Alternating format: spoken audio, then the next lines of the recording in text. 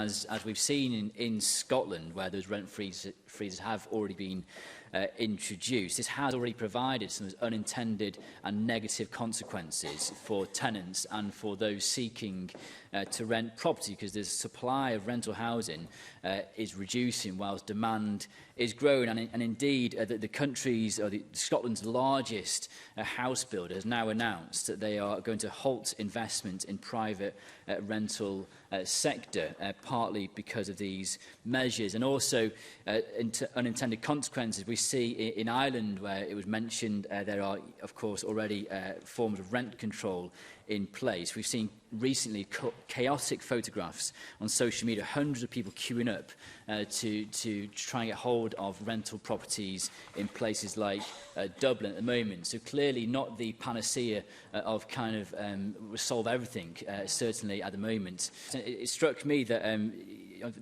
Welsh Government actually provided local authorities with around £10 million of the COVID sort of tenancy hardship grant scheme, but only 2.3% of that money was actually ever used up. So I wonder, as a quick fix to help in immediate term, actually Welsh Government could consider using a significant underspend on supporting those who are struggling fairly immediately. It's already been mentioned that there needs to be around 12,000 homes built in Wales every single year, and those numbers are never even getting close in Wales at the moment, and that is across all of Wales. And it's a fairly simple equation in some ways.